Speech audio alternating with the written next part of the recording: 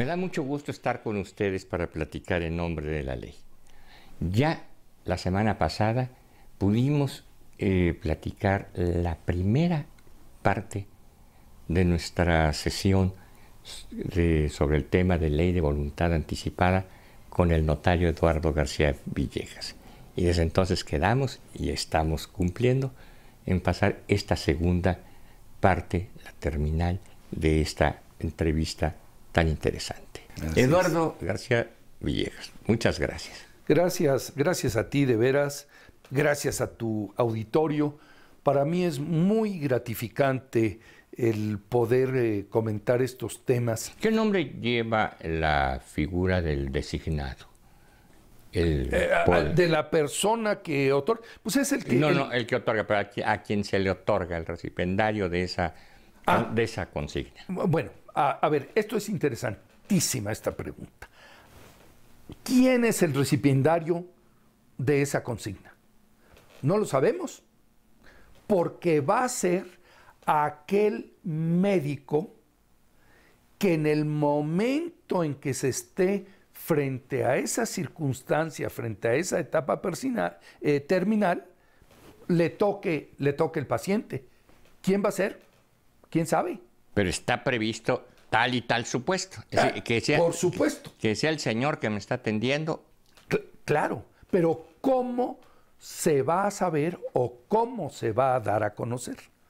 La ley utiliza un término que a mí no me parece muy afortunado, pero se nombra, yo prefiero utilizar el término un delegado, en donde quien otorga el documento de voluntad anticipada nombra a una persona que va a ser el encargado de avisar al médico que esté atendiendo esa enfermedad terminal que ese paciente tiene un documento de voluntad anticipada. Correcto. Dice la ley, el término que utiliza la ley es de representante, pero vaya, en términos notariales la representación se maneja distinta, es otra ¿no? cosa. Entonces yo diría que es algún delegado el que tiene que conocer que existe este documento, tiene que tenerlo y tiene que llevarlo a el personal de salud que esté atendiendo ya al enfermo en etapa terminal. Para nuestro público, sobre todo el no abogado, podríamos decir, no es mi especialidad, podríamos decir que un representante es aquel al que designo para que ejecute mis voluntades. Exacto. Mientras que este delegado va a ejecutar sus propias voluntades, sus propias decisiones, no las mías. Sí, pero digamos que se contienen en un documento otorgado ante notario público. Correcto. No hemos Solo ante notario, ¿verdad? A ver, vamos por partes. Sí. Una persona con plena capacidad de ejercicio, cualquiera de nosotros, cualquiera de nuestro público, puede acudir al notario público de su elección a otorgar su documento de voluntad anticipada. ¿Qué va No tengo que ir al de mi domicilio ni nada por el estilo, el que yo quiera. Al notario de mi confianza. Al notario de mi confianza. ¿Qué va a decir ese documento de voluntad anticipada? Muy simple. Primero, que no quiero ser sometido a tratamientos médicos o terapéuticos que traigan como consecuencia que se prolongue de manera artificial mi vida. O sea, lo que se conoce como el ensañamiento terapéutico. No quiero.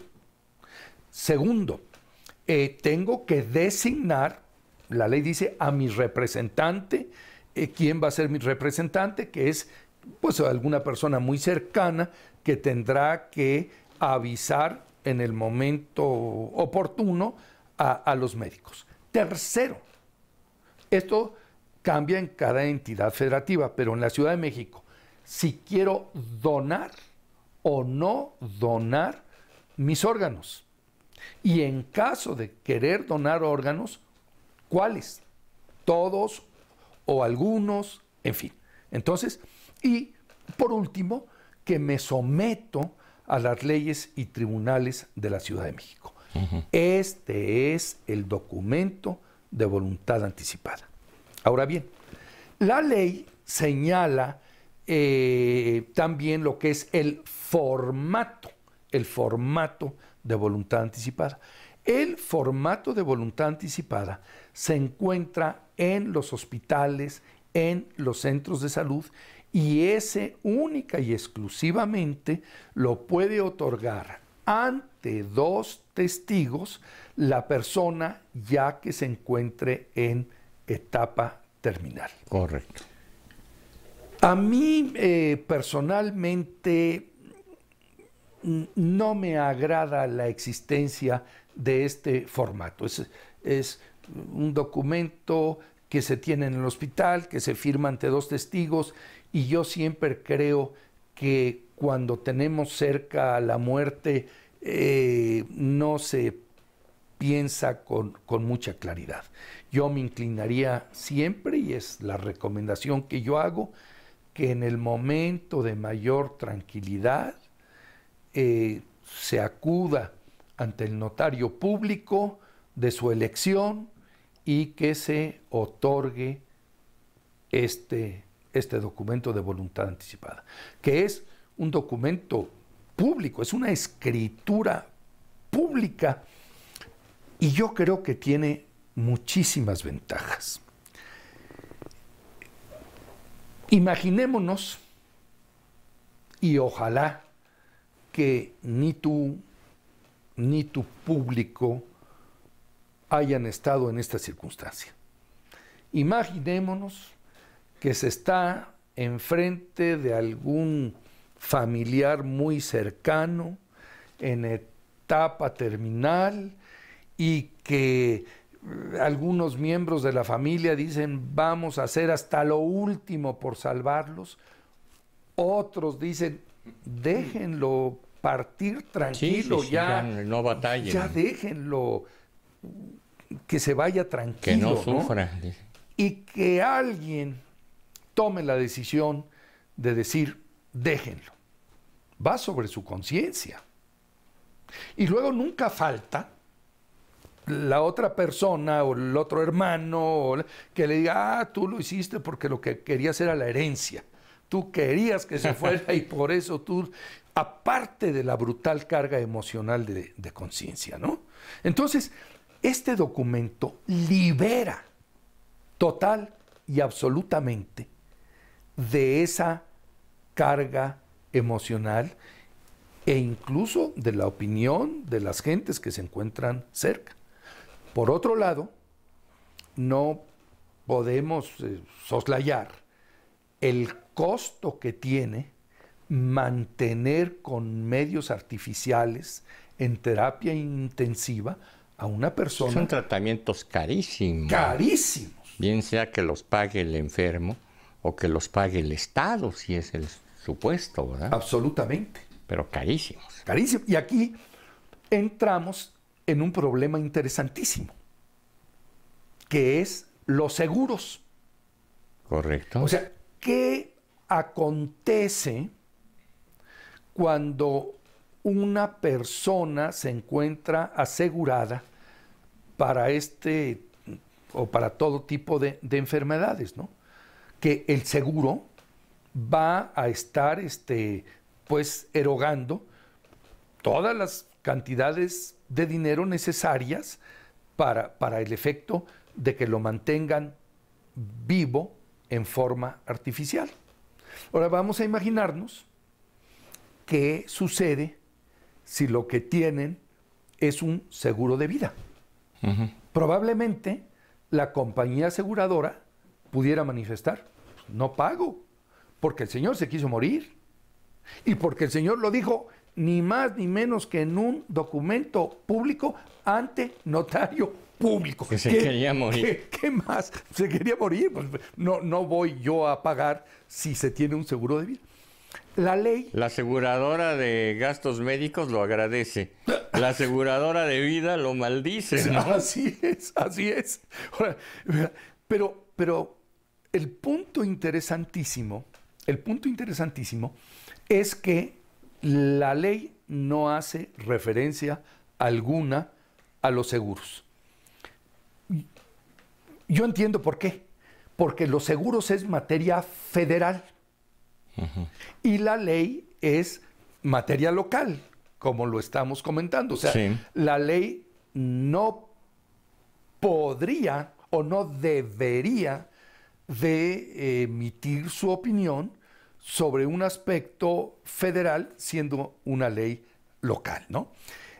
Sin embargo, este problema se tendrá que resolver por los tribunales. A pesar de que han transcurrido 10 años del 2008 a la fecha en donde tenemos esta ley, no ha habido los suficientes casos para saber qué opinan los tribunales. Mi opinión es clarísima.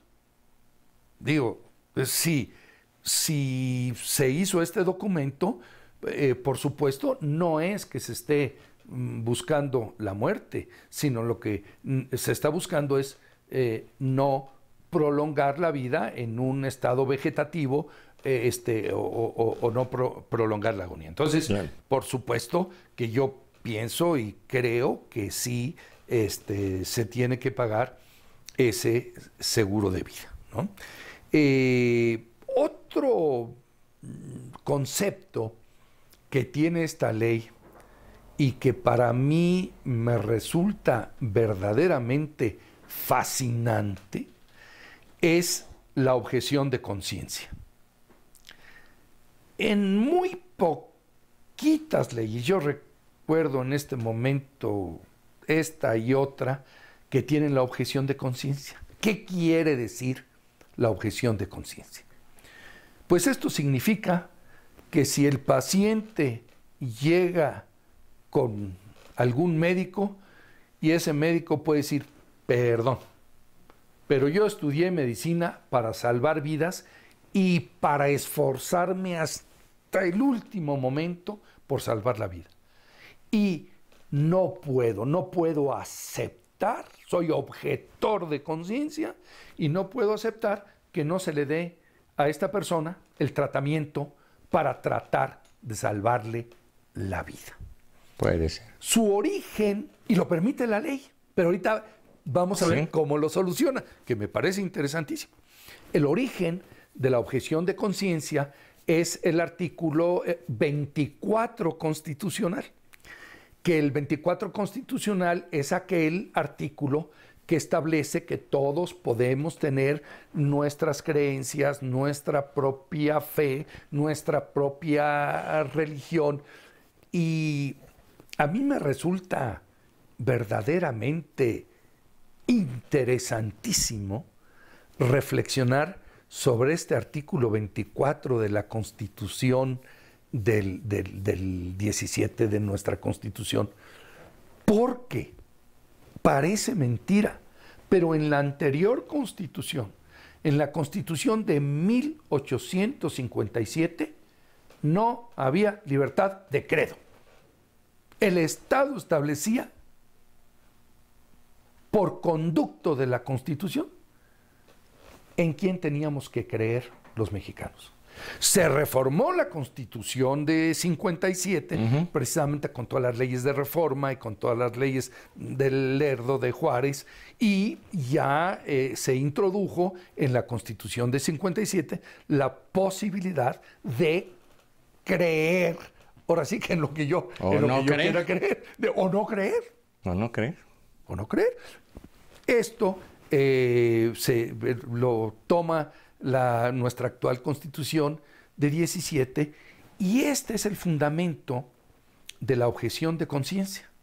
Pero ¿qué pasa con nuestra ley cuando puede haber un médico objetor de conciencia, que entonces se le acepta, se le respeta, pero el enfermo, el documento de voluntad anticipada y el expediente del enfermo pasa a manos, existe la obligación de pasar a manos de otro médico que no sea objetor de conciencia. Entonces, yo creo que la ley resuelve muy bien este tema. Claro. Otro de los problemas con los que nos encontramos es, y que algo ya comentábamos hace un momentito, es qué acontece si yo otorgo mi documento de voluntad anticipada en la Ciudad de México y desafortunadamente me encuentro con ese problema de salud pues en Monterrey, Nuevo León, en donde en Nuevo León no hay, cuando menos hasta la fecha, una ley de voluntad anticipada. O sea, el documento de voluntad anticipada puede obligar a los médicos de Nuevo León o no. Pues la respuesta es no. Y la respuesta también lo encontramos en el artículo 121 constitucional, base primera, que comentábamos hace un momento, ¿no? Sí. Ahora, no es obligatorio. Sin embargo, yo creo que es un documento absolutamente formal para que el médico pudiera actuar sin conforme. temor de la ley. Así es. Así es. Ahora, ¿qué se necesita? ¿Qué hay que hacer? Bueno, yo pienso dos cosas. Lo primero, tendríamos que buscar que en todas las entidades federativas existiera esta ley de voluntad anticipada o alguna ley similar. Creo que vamos en el camino correcto. Creo que vamos para allá. Y segundo, modificar también la Ley General de Salud. En la Ley General de Salud establece también la posibilidad de que se siga algo similar a lo que hemos venido platicando. O sea, a evitar el ensañamiento terapéutico o, dicho en forma positiva, aceptar la buena muerte, como nos lo dice el término ortotanasia. Ortotanasia. Sin embargo, en la Ley General de Salud, a pesar de que existe esta posibilidad, no se contempla que sea ante notario público. Y a mí, de verdad, se me antoja importantísimo, por las razones que ya hemos platicado aquí, que sí se haga este documento ante notario público. Yo espero que pues permeen estas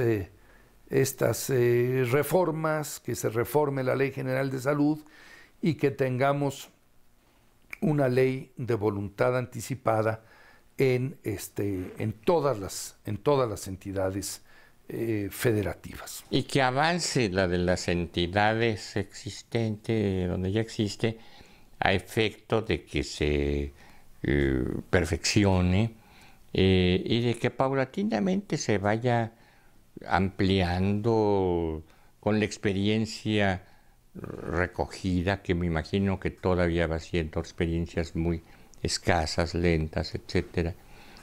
Todas estas cuestiones que han quedado en el terreno de la neblinoso de la duda, ¿verdad?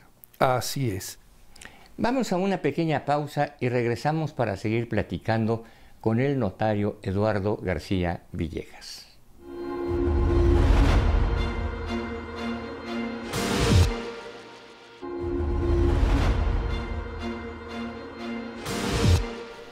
Proseguimos con nuestra interesante charla sobre la ley de voluntad anticipada.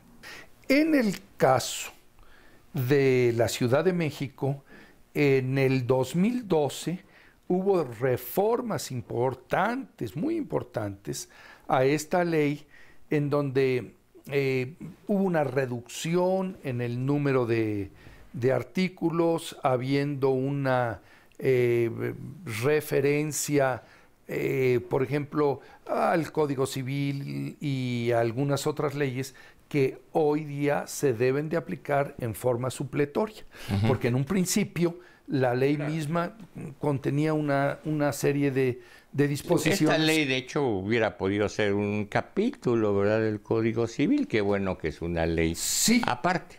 En algunas de las entidades federativas está así, con modificaciones única y exclusivamente se pega dentro del Código Civil, ¿verdad? Sí. Con aquellas cosas nuevas que luego queda muy poco estético, como son los artículos bis 1, bis 400, ¿verdad? Exactamente. Pero esa es básicamente los aspectos de esta ley que yo la considero una ley muy avanzada y una ley que nos da la oportunidad para manifestar nuestra voluntad, la autonomía de la voluntad en beneficio de nosotros mismos y atendiendo un fenómeno social que estamos viviendo en este país al que tanto quiero y tanto le debo. Pues bien, por ti que eres de los impulsores de estas modernidades, de esto que, como dijimos al principio, es algo que atiende a la vejez y que la vejez es una innovación de la modernidad, es un invento de los tiempos modernos. Durante miles de años la humanidad vivió sin viejos y ahora llegaron los tiempos modernos en que por fortuna tenemos viejos y que el futuro nos depara que los hombres vivamos mucho más tiempo del que vivieron nuestros abuelos. Muchas gracias, Eduardo García Villegas, por habernos permitido visitarte. Al contrario. Gracias a ti, a tu auditorio y muy gratificado por tu visita. Muchas gracias. Y a ustedes, muy agradecidos por habernos recibido en sus hogares y nos veremos en la próxima.